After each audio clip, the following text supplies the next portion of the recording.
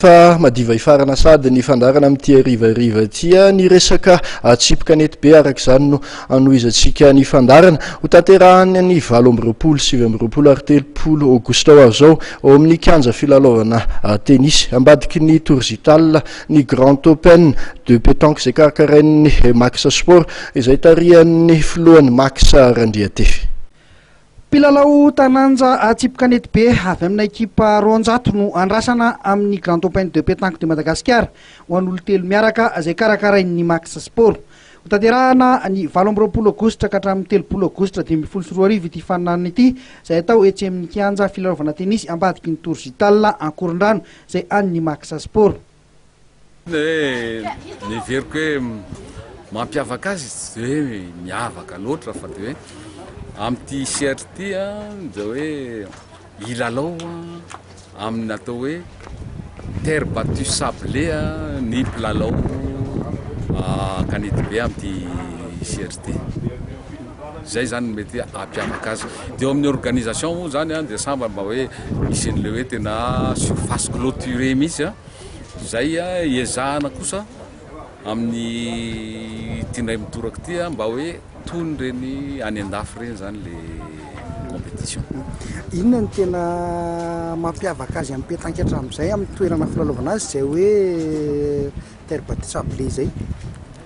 Amin'ny pétanque makina tsisy an'izany hoe tena hoe tsy maintsy ity ny terrain d'évolution fa tony tennis ihany io hoe amin'ny raha manao tennis anao de misy ny terre battue misy ny gazon misy ny ciment misy ny ino ribondaise de samy hafa daholo zany. De amin'ny pétanque koa misy ohatran'izay koa raha fa manao compétition zany hoe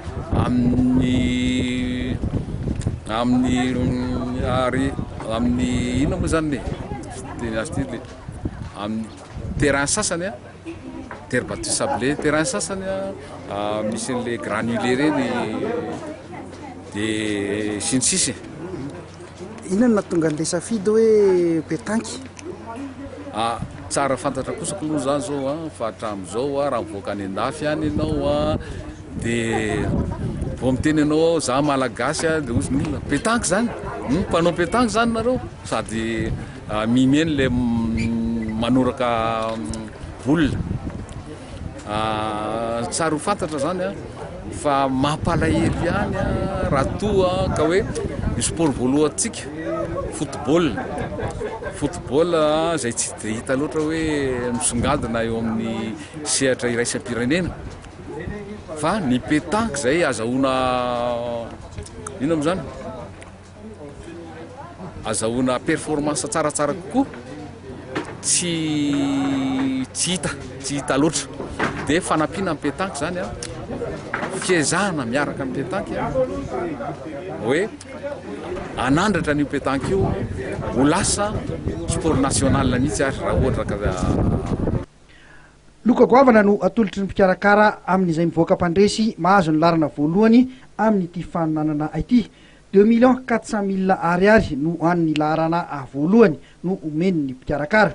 1,200,000 ariary kosa no hoan'ny faharoa. Mahazo loka ihany koa ireo tonga eo amin'ny lalao manasa-dalana sy ampaha-efadalana. Efa misokatra araka izany ny fisoratana anarana ho an'izay andray anjara izay ifarana ny 14 aogositra.